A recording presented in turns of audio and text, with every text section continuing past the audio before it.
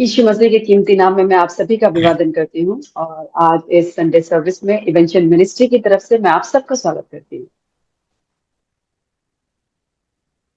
I'm Professor Dr. Ebenson James. You are watching Ebenson TV.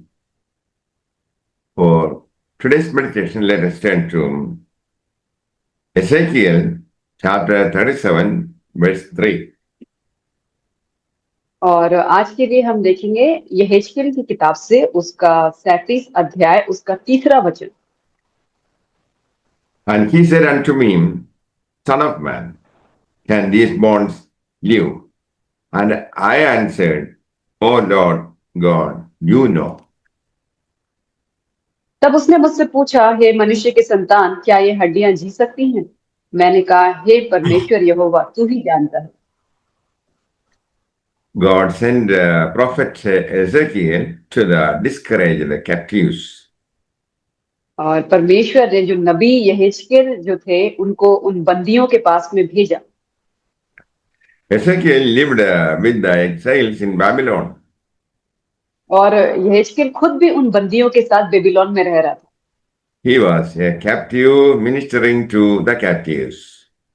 और वो खुद ही एक बंदी था और दूसरे बंदियों की वो सेवा कर रहा था। Ezekiel's responsibility was to deliver God's message. और यहेजकेल की जो जिम्मेदारियां थी वो ये थी कि परमेश्वर के जो सुसमाचार है उसकी जो मैसेज है वो लोगों तक पहुंचाना। Their captivity was a result of their sin. और वो बंदी इसीलिए बना लिए गए थे क्योंकि उनके पाप के कारण। Before they could hope for return to their land, they must return to their Lord. और वो अपने जमीन में अपने जगह में वापस लौट के जाते उससे पहले उन्हें बहुत जरूरत था कि वो अपने खुदा के पास पहले वापस जाए। Ezekiel sees a vision. और यहेजकेल ने एक दर्शन को देखा। There's a valley of dry bones. और वहां पे एक उसने सूखी हड्डियों की घाटी को देखा। The bones are the Jews. और वो जो सूखी हड्डियां जो थी वो यहूदियों का प्रतीक थी। The graves are the nations where they are dwelling but buried. और वे कब्रें जो थी उन राष्ट्रों को दर्शाती थी जहां पे वे रह रहे थे और वहां पे दफन थे। The revival of national life is not beyond the power of God. और जो राष्ट्रीय जीवन का जो पुनरुत्थान है वो परमेश्वर से बढ़ के नहीं है। Even dry bones are made to live. और सूखी हड्डियां भी उनमें भी जान आ जाती है। Dry bones speak of a total absence of spirituality. और जब सूखी हड्डियां हम उसको दर्शाते हैं जब आपके अंदर कोई भी आत्मिकता का कुछ भी उस पे उपस्थित नहीं रहता। It was a time of hopelessness. और ये बहुत ही एक निराशाजनक का समय होता है। People of Israel had resigned themselves to failure. और जो इजराइल के लोग थे उन्होंने अपने आप को असफल घोषित कर दिया था। They believed that they were like dry bones. और उन्होंने ये विश्वास कर लिया था कि वो एक सूखी हड्डियों की तरह है। But things would change when God steps in. लेकिन चीजें बदलती हैं जब खुदा उतरता है। God asked Ezekiel, could the dry bones live? और तब खुदा परमेश्वर ने यहेजकेल से पूछा, क्या सूखी हड्डियां जी सकती हैं? If Ezekiel said no, then there was not enough faith in the prophet. और अगर नबी यहेजकेल ना कहता तो फिर ये पता चलता कि उसमें ज्यादा विश्वास नहीं है।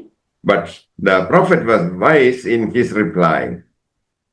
और लेकिन नबी जो है वो अपनी बुद्धि और ज्ञान में थे अपनी जवाब देने में।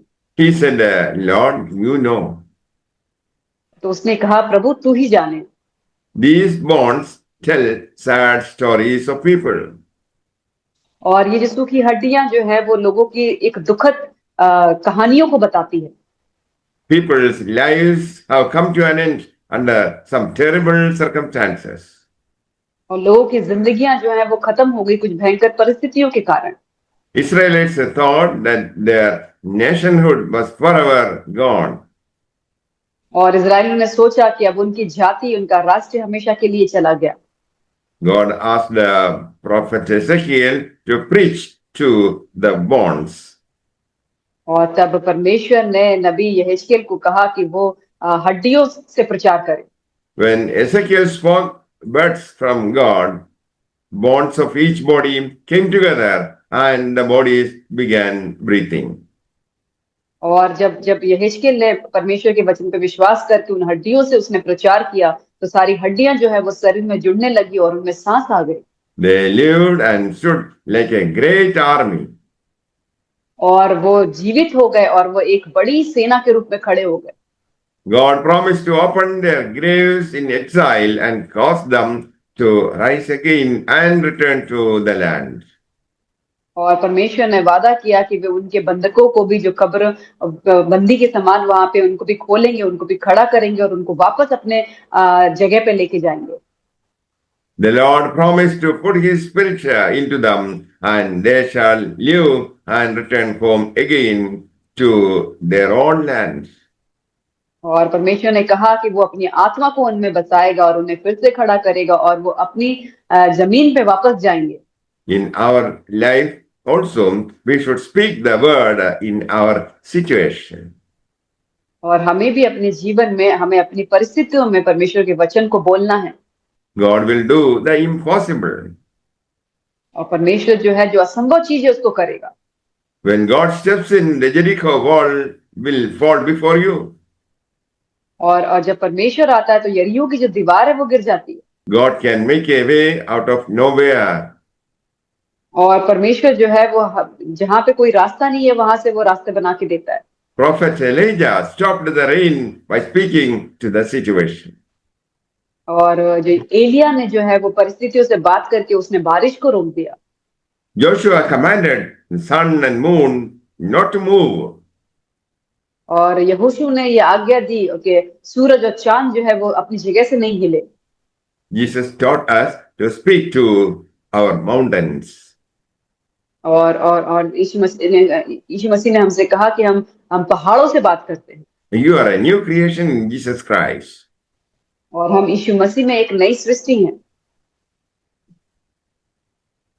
You are sons and daughters of God. और हम जो हैं वो परमेश्वर के बेटे और बेटियां हैं। So you are a victor and not a victim. और इसीलिए हम एक विजयी हैं, हम पीड़ित नहीं हैं। You have authority to speak and the situation will change. और हमारे पास वो अधिकार है कि हम बोलें और हमारी परिस्थितियां जो है वो बदल जाएंगी। When you speak, the dry bones in your life become a great army to fight your adversary.